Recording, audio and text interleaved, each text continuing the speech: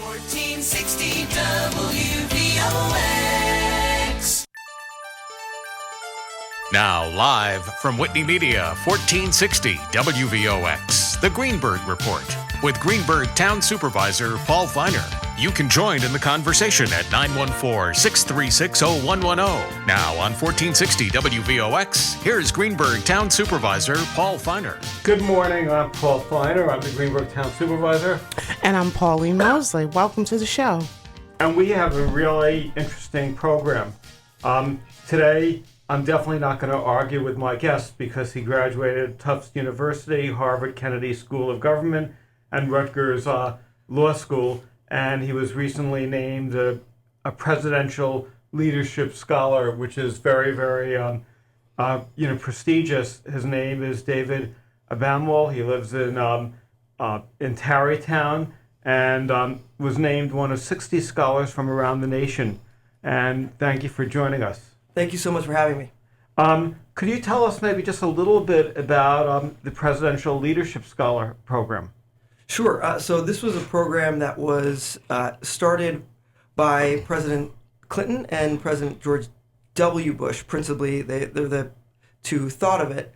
And they wanted to create a program where it was sort of bipartisan in nature. You had people from both sides of the aisle who were in the middle of their careers coming together and enhancing their leadership skills, growing a bigger network. And I think there's probably sort of an idealistic thrust behind it as well, sort of the ability to cooperate and the ability to really benefit from knowing each other. And so there are 4 presidential centers involved, 2 Democrat, 2 Republican. It's the presidential centers of Bill Clinton, George W. Bush, George H.W. Bush, and Lyndon Johnson. And so we spend sort of a module in each center, and then there's an opening module and a closing module, and it's focused on different aspects of leadership, like vision, communication, decision making, and really you get a chance to know the other 60 scholars from around the country, which is really the best part. Just some incredible people. Is the goal to train future like congressmen and senators and governors, or the goal basically just to help people have a better appreciation of the national leaders? I think it's probably implied that there's that if there are going to be people who are going to seek elected office, that it's better to have had this experience than not, right? So that the ability to know that you have friends and you have colleagues who you may disagree with on certain issues, but they're friends. They have good ideas. They have things that you can really draw from. And so while it's not explicit in the program that this is sort of a training ground, I think for many in the program, they see it as beneficial if they wanted to take that step. What are some of the major conflicts that you've been studying?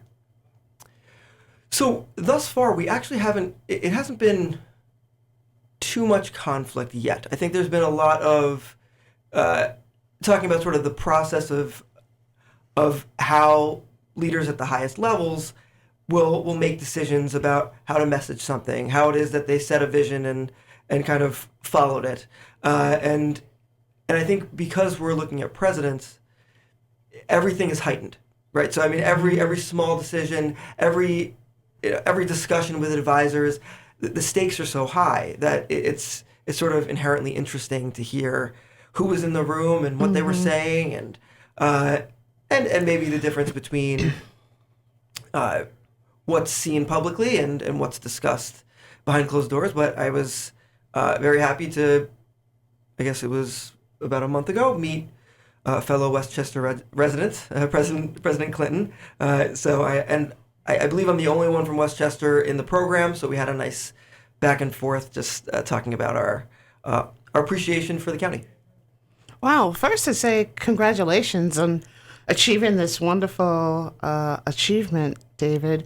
And secondly, can you just elaborate for our listening audience a little bit about this Presidential Leadership Scholar? Like, how did you get nominated? What are some of the criterion, or what are the eligibility, and what did you have to do to get into this very elite circle? And we're so proud of you on behalf of Westchester County representing, and also New York State representing us in this elite circle. So could you just share with our listening audience some of the qualifications or criterion to be eligible for this elite group?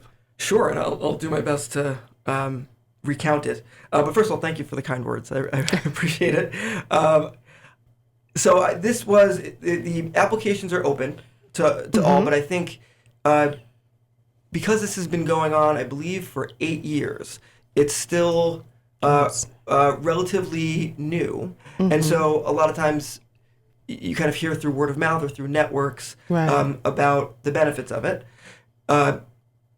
So I looked at the application. I read about sort of the goal of the program, filled out the application form. You have to write a number of essays and sort of go through all of your professional experiences because they're looking for people who are in the middle of their careers, so have some experience under their belt and are looking to get to the next level in their career by learning about those who kind of been at the highest level.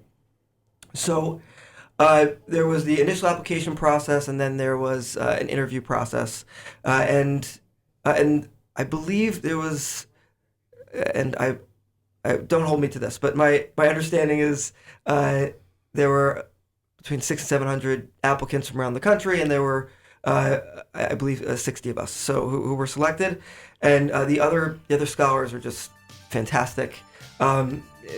Doctors, engineers, scientists, entrepreneurs. I mean, just really exciting leaders. We have to take a break, and we'll be back in 5 minutes speaking with David Baumwoll, resident of Tarrytown, who was named one of 60 scholars from around the nation, and he was part of the prestigious Presidential Leadership Scholars annual class.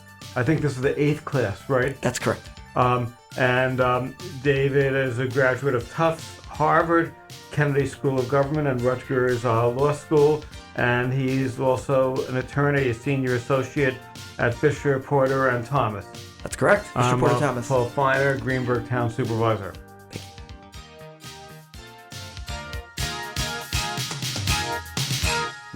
1460 WVOX. Now back to the Greenburgh Report on 1460 WVOX. Once again, here's Greenburgh Town Supervisor Paul Feiner. Hi, I'm Paul Feiner, and we're back with David Baumwoll, a resident of Tarrytown, who has been named as one of 60 scholars from around the nation, and he's part of the Presidential Leadership Scholars 8th annual class. And I was sort of wondering, many like continuing education programs, you have to pay. So how much does it cost you? Absolutely nothing. It's all expenses paid by the foundations who run it, and so all the travel as we go to each of the presidential centers, travel, accommodations, meals are all paid for. And I think their goal was to make this feasible and sort of logistically easy for people to be a part of, and so that if you were working in the public sector and felt like you couldn't just one-off say I'm gonna pay for 6 flights throughout the year, they don't want that to be prohibitive. And how often? So six sessions that you have? That's right, 6 sessions, and it's basically one long weekend a month where you travel, and so it's from January to June, and we're just about to have our 3rd session. Wow, that's amazing. So in this elite group that's cultivating leadership qualities and other qualities as well, can you share with our audience like what your vision is for like your next step? Like where do you envision yourself, or is this organization preparing you to have a vision and a mission or career trajectory that giving you skill sets as well as exposing you to influential key people in networks that can help bring you to the next level of leadership. So where are you thinking? Yeah. So I think going? It's more the latter, right? Okay. I think so. At this stage of my career, as I mentioned, I'm a litigator. I'm an attorney with the law offices of Fisher, Porter, and Thomas, and that's civil litigation, and so I have my legal career, but I also sort of part-time run a nonprofit that founded in high school called the Student Movement Against Cancer, which has now become a 501c3. And this was something I founded with my best friend who was diagnosed in high school. He's doing great now. But we started what was really a high school club, and it caught on and went to other schools and has raised millions of dollars for the American Cancer Society. So we kind of a few years ago established it as a nonprofit. And so some of what I'm learning here is from other nonprofit leaders and other people who've really been successful in that space. And I'm also an entrepreneur. My brother and I, during the pandemic, co-founded a political technology company called REPT, REP''D. And it was really from, I guess this was in the midst of the 2020 election, and we were all stuck inside, and it kind of it dawned on my brother and myself that people who were running for office were going to have a really, really difficult time introducing themselves to voters, hearing from voters, answering voters' questions. And I had a number of friends at the time who were running for office or running campaigns. So we said at the time, 2020, there should be a digital solution for this. There should be an easy way for voters to connect with political candidates, and so we created this video Q&A platform, and that now connects leaders and the communities. And so having Rept and SMAC going as well, this program is introducing me to people who've been there, who've figured out ways to get their organizations to the next level, or just like sort of behind the scenes, commiserating about the challenges. So I'd say in terms of careers, I think they looked for people who had varied interests and could benefit from knowing each other. What is the one most important quality that you think a leader should have? I'm going to say empathy. I think if a leader can't understand the people he or she is leading, then I don't think they can be an effective leader. And I think empathy is crucial to putting yourself in someone else's shoes and to get a sense of what that experience is. Because without that, you could be a leader in a room by yourself and you're not going to get anything done. But if you want to really help people and be a leader, I think you need empathy. You have to understand what people are going through. Exactly. And then it's not just like reading about a problem or mouthing off a problem, but you have to realize the impact some of the decisions have. And what, from your observations, what is the biggest mistake that leaders have at any level? Great. That's a good question. I think what comes to mind first is, so in sort of the tech space, the idea of iterating as you go, like taking honest stock of the circumstances and how things are going, and adjusting so that you can still meet your goals, you can still be mission aligned, but you have to adjust in the margins based on the circumstances. I think leaders who don't sort of iterate as they go, who don't pay attention to the changing circumstances and are sort of closed off to the realities of what's going on around them, I think that's a mistake. I think that happens too often. I think that's something that, if you deviate too much, you maybe lose track of your goals. But if you don't deviate at all, you're not going to get there. I just had another question that I was sort of thinking of. I went to Harvard. but as a tourist. I'm looking at your resume. You went to Tufts, you went to Harvard School of Government, you went to Rutgers Law School. You're a presidential leadership, scholar. Have you had any failures in your life? And could you talk a little bit about that? Absolutely.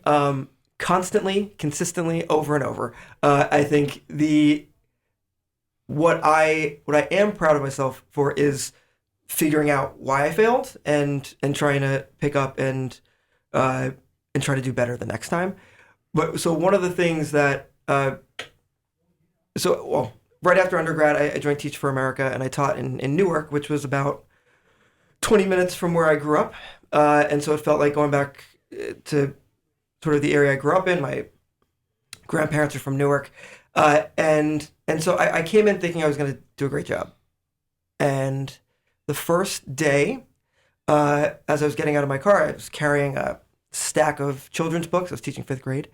I was going to set up my classroom and heard a series of gunshots just in the middle of the day, and had to dive behind my car. I had to wait till the gunshot stopped. Went inside, was all disheveled, and the woman who was working there became a very good friend of mine. Says, "Are you okay?" I said, "I think they're shooting." She said, "Are you okay?" I said, emotionally and physically, I'm fine. And she said, "Okay, well then your classroom's upstairs." And so I went upstairs and tried to gather myself, and realized the circumstances that many of my students were going to be coming to school every day from, and it sort of framed what my goal was. And for the next 2 years, the first year I taught 5th grade, second year I taught 2nd grade. I failed every day, but you didn't have the luxury of wallowing in it. You had to figure out a way to adjust and plan for the next day. And as I'm sure teachers everywhere will say, they're like, it can be failure after failure, but you can't sit in it. You have to learn from it, and you have to adjust because it's not just about you; it's about your students. And so failed constantly there. My students are now older, this was back in 2006. So I've had a couple students reach out in recent years saying, "Hi, I just graduated college. Hi, I'm going to be a pharmacist. I'm in tech. One of my students was one of the top football recruits in the country. I went to his signing, but to see them doing well, it's hard not to get choked up. It's amazing to see it because you put so much into it. And it's also a reminder that when you fail, if you remember that it's not just about you, that you may actually succeed in small ways that you're not seeing. And that was a lesson I learned after teaching, I'd say. And when you're talking about empathy, if you fail, you're more likely to have empathy. Absolutely. Because if you only are successful, you won't appreciate what other people are going through. Couldn't agree more. You have another question? I do. I'm really so impressed by when you said in high school you started a non-for-profit student movement with cancer. It just demonstrates the qualities that you have of not just being a leader, but being a visionary. And I think what probably resonated with the committee when they were looking at your application to award you acceptance into the Presidential Leadership Scholarship is being a visionary and finding new paths to solve these solutions in terms of the one with the political company and with the cancer. So I hope when we come back from the break, you can elaborate a little bit more on your visions. Absolutely. Would love to. Great. So we're going to have to take a break. And I'm Paul Feiner, and we're interviewing David Baumwoll, a resident of Tarrytown, and was one of 60 scholars from around the nation who has formed the prestigious Presidential Leadership Scholars, and just met with President Clinton. And you're going to be meeting with President Bush at any point? Yes, next week. That's exciting. Very much. Terrific. So I guess we have to take a break now. I'm Paul Feiner, Greenburgh Town Supervisor. Now back to the Greenburgh Report on 1460 WVOX. Once again, here's Greenburgh Town Supervisor Paul Feiner. Today we're interviewing David Baumwoll, who's a resident of Tarrytown. He was named one of 60 scholars from around the nation, and he's part of the Presidential Leadership Scholars 8th Annual Class and meeting different presidents of the United States and learning leadership skills. But actually, you probably could be teaching leadership skills because you also was elected student body president at both Tufts and Harvard Kennedy School. And I wanted to, that's prestigious. What was your campaign platforms when you ran for president of the student body? Oh my goodness, it's a long time ago now. So at Tufts, it had an acronym. I think it was my plan to act. It was ACT, and I had a sort of a plank for each of the letters, which which are escaping me now. I've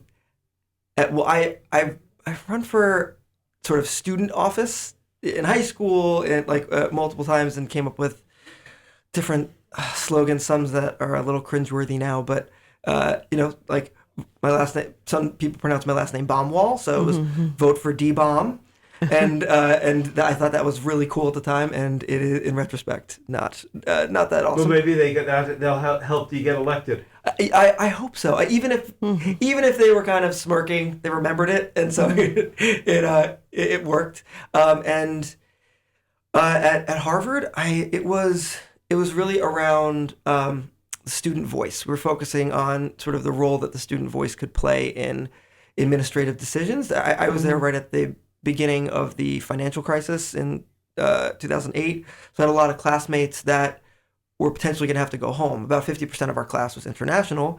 And so we wanted a student voice to make sure that they could borrow enough or get enough financial assistance to stay. And so that was a big part of what I ran on. And then things kind of...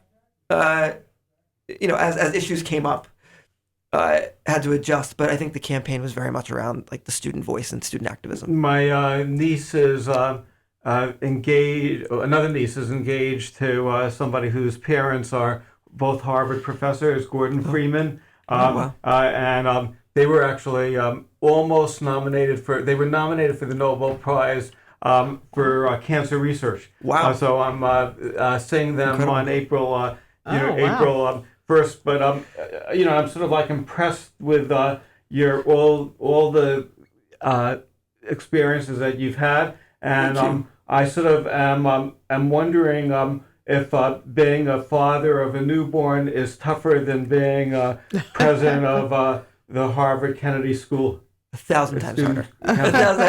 It's 1,000 times more rewarding and harder. I think I have two girls. My wife and I moved.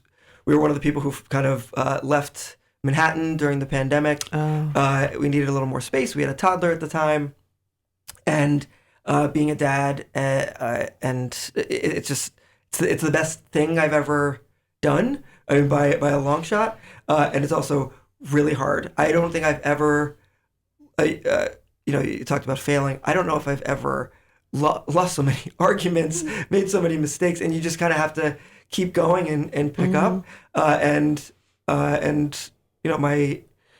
My older daughter, she's 4 now, and I think she's almost getting to the point where she's like, "Dad, no, stop." I'm not okay. Whatever. Before, whatever I said was like, okay, and now it's like, no, Daddy, I want to do my thing. But I think it is totally humbling because it's a reminder that it's not about you, right? What can I do for them, and how can I be supportive of them growing and making sure they're healthy and safe and have everything they need. So it's 1,000 times harder, much less sleep. But at the end of the day, I have a big smile on my face. You're an associate at a prestigious law firm, and you focus on you said civil litigation. What type of civil litigation? Yes, so we're a boutique law firm, and we have a sort of a wide range. So from a lot of commercial litigation, a lot of business disputes, contract disputes. and then we do some employment law, some real estate, some malpractice, some personal injury. So we have sort of a wide range. I began my career as a prosecutor in the Bronx. I was an assistant DA. It's where I met my wife. We were in orientation together as new attorneys, and she really did not like me because apparently I asked too many questions. So I eventually wore her down. But started out as a prosecutor. I did organized crime prosecutions, so human trafficking, gun trafficking, and then sort of public corruption or sort of public officials behaving badly.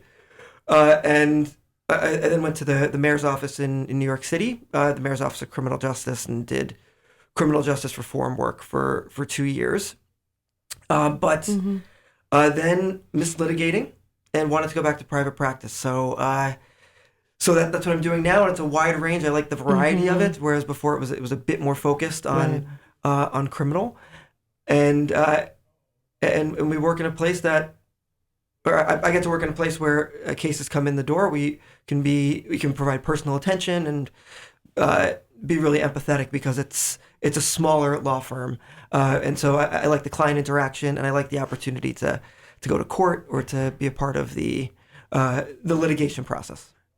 You have, I think, one problem that I don't have, that being like the smartest person in the room could be a challenge. I never experienced that, and I probably never will. But I'm wondering, how does it feel to deal with people who are not as intelligent as you? Because most people didn't graduate Harvard. Most people are not presidential scholars. And when you're, say, talking to your neighbors or whatever, or working in a firm, and you have these credentials and other people don't, how do you deal with that? Is that a problem? So, no, because I actually don't think of myself that way. I think of myself as someone who hustles and tries to make things happen. So my parents are both therapists. So I grew up a child of two therapists, and I think what we were talking about empathy before, that was really inherent. And I think one of the things that they taught me that I sort of hold with me every day is people's everyday value. Like, every person has value. Everyone has a story, and if you realize that each of those stories is important, there's no room to think of anything else, of where you went to college or what you do, because it's about their story, it's about their journey, and that's one of the reasons I've always liked trying to be in positions of leadership, because I know that I value people's stories, and I want to hear from them, and I want to hear what they need and see how I can help. And so I think I trace a lot of that back to my parents, and the fact that it was just assumed that people's stories mattered, and that's a value that I still hold every day. Okay. Thank you for sharing that. So, as a leader, how do you come about when you see a solution, and then you vision, you see a situation and you vision a solution? How do you then go about implementing that and leading people to capture that actual solution? Answer that right after the break. Okay, very good. Good, perfect. So thanks a lot. I'm Paul Feiner, Greenburgh Town Supervisor with Pauline Mosley. And by the way, Pauline is going to be named to the Greenburgh Zoning Board by an appointed, and she's the only one since I've been town supervisor who impressed everybody on the town board. Thank you. We've interviewed a lot of people, and you, like, everybody was so impressed with you. So you could apply for a scholar program sometime. Congratulations! I was so impressed. That's awesome. And these are people who are always tough on everybody. So I'm Paul Feiner, Greenburgh Town Supervisor. Thank you. 1460 WVOX. Now back to the Greenburgh Report on 1460 WVOX. Once again, here's Greenburgh Town Supervisor Paul Feiner. Hi, I'm Paul Feiner. I'm the Greenburgh Town Supervisor, and I was thinking during the break that I'm very, very lucky because David Baumwoll has had such a fantastic career and has accomplished so many things. And if you've taken all the leadership, courses and graduated Harvard, and if you had run against me, I would probably have to vote for you. And I know my wife would vote for you, and I know I'm sort of wondering if you would have any aspirations for either judicial or political offices at either the local, county, state, or national level, or after you're like a president, you've hobnobbed with people at the national level, would like a local position be too small for you? Or would you rather, do you want to go, like, say, be appointed to a commission at the federal level? I'm just sort of curious. Well, first of all, thank you for the confidence. I think... and if you do run against me, then I'm going to ask them to edit this. Don't worry. Right now, my focus is on family and work, but at some point I'm looking for opportunities to serve. So I have to figure that out. I think public service is public service, and there's if you get an opportunity to do it at any level, then you should take it because it's a real honor. So I think at some point, yes, I'm interested in trying to find ways to serve, but for the immediate term, I am trying to perfect my dad jokes and still make my kids laugh. So that's the immediate term. I'm trying to learn as much as I can from the program, and then afterwards kind of assess where to go from there. And you remind me, my first campaign manager when I ran for town supervisor was somebody by the name of Phil Weiser, and he was a student at NYU. He was going to NYU law school and managed my campaign, told me how I could win the town supervisor, then clerked for Justice Ginsburg, and then moved to Colorado, and now is Attorney General of Colorado. And he beat somebody who was like very well known, a big family named Salazar. They sort of ran Colorado, and he beat them in a surprise, and now is doing well. And you sort of remind me of him. Sort of interesting that people who are like really smart, like you or you, they're more modest and more humble than people sort of at the mid levels. And I wonder if you found that from your experiences. Like if you meet somebody like President Clinton, you feel you could talk to them. Yeah. But if you meet somebody who may be, like a legend in their own mind and have like a mid-level job, they exaggerate more about themselves. I think that's true. I think a lot of times people are able to be successful because they're able to relate to other people, right? That like you're saying, if they're legends in their own minds, it's kind of hard to connect. It's kind of hard to relate to them. So if like a President Clinton, he had this sort of, and still does have this sort of famous way of making you seem like the only person in the room, and it's a gift. I mean, it's obvious. Like it was sort of it was legendary at the time. It's still incredible today. But I think that's one of the reasons people do connect is because he doesn't give off an air of I'm not someone that you can approach. So I think it makes a big difference. Even when you meet with George Bush, I think he has similar qualities. I've heard that. Yeah. Like you could basically feel, oh, I'm going to go out for a drink with him, or you'd want to be his friend. And I think that's like a really fantastic quality. That's what I've heard. I'm looking forward to it. Apparently he's actually kind of funny. Like just in person, he's just like a very funny guy. Like setting politics aside, the ability to just connect with people, make them smile, make them laugh, I think is definitely with President Clinton and President Bush. There are two things that I've heard over and over that they make you feel good when you're in the room. Well, they have empathy. And they have because if they're really asking, when you in the room with them, they're not talking about themselves. That they're probably asking more about you rather than about themselves. Exactly. That's the I feel your pain, When President Clinton said that in one of the debates, I think that really set him apart of like someone who actually is trying to understand the struggles that people have and the ways that he can improve their lives. So when you're on the zoning board, that's like an important lesson Absolutely. because people are going to be asking for variances. And so what advice would you give a future zoning board member in terms of how to deal with Thank you. somebody who is going for a variance, very stressed out, maybe in tears, but maybe the zoning laws are strict enough? How would you deal with that? Oh, me? Yeah. Oh my goodness. As a leader. As a leader. As the As a leader, leader. I think making sure that it's very clear how people will be heard. I think that's the key, right? I think at the end of the day, people want to be heard. If they're bringing something, a petition to government, or they're trying to get anything, whether it's a variance or what have you, as long as you feel heard, the process will feel fair.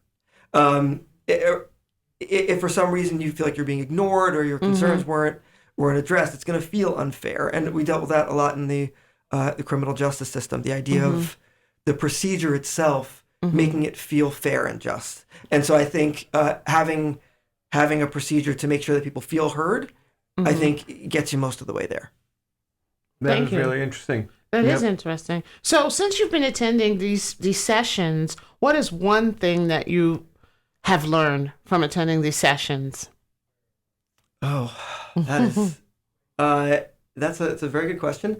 I think thus far we've talked a lot about vision, and I think the power of a leader setting a clear vision and communicating it is 90% of what you need to do, right? I mean, and obviously you need to execute, but if you don't set the vision and people aren't on board, then there's no plane to fly, right? So I think we focused a lot on that, and I think my understanding is that President Clinton was very good at that, and he got his staff on board. But I'd also say, sort of as a part two to that, is getting your team on board and having a great team of people around you. Because as good as one person may be at communicating something or firing up everybody, if you don't have people you trust, people who sort of align with what you want to do, you're not going to get very far. So picking a great team, having great people around you, and communicating an exciting vision is sort of at the heart of getting anything big done. And do people, as part of do leaders have to learn how to treat their team? Because a lot of people probably don't treat their team the right way. And Yes. then you're a leader with no followers. Without it, I couldn't agree more. And I think Very well. also when you're on a team, that's that person's lived day-to-day experience. They have to wake up in the morning and want to go and be a part of it. And if they don't, because of how they're treated, or if they're not on board with the vision, then you're not gonna get the best out of that person, and sort of you're not gonna move forward well together. And so I think making sure that you remember that this is someone's life when they're a part of your team, like this is their day-to-day experience. How can you make it exciting for them, worthwhile for them, and make them feel respected and valued? Yeah, you really have to say thank you. You have to give them the recognition. You can't be just looking at the time clock. And, if they, for example, true. somebody has to leave because they have to take care of their daughter or son, you have to give them a little leeway. And, I found from my experiences that, if you treat people better, you get more out of them. And the people who are yelling and, humiliating their staff, they don't get, that much. We only have like a minute left, and you were talking about you have a technology business on the side. Could you just mention that? We only have Yes. about a minute. Yes, it's a way to connect communities and leaders by people sort of posing and voting on questions, and leaders responding with video answers. It's called REPD, REP''D. Co-founded with my brother, Mike Baumwoll, who's the CEO. We're working with campaigns and local governments across the country to really shrink the space between leaders in the communities they serve. Now it's really harder right now for people to connect because you don't. It used to be like the journal news would cover something and everybody would read it. Now the papers don't cover the local, governments as much. The people are all over the place with different websites and apps and things like that. So it's really hard for an elected official to really connect with the voters. And also the social media, if you're progressive, you may be on one social media. If you're conservative, you have different friends.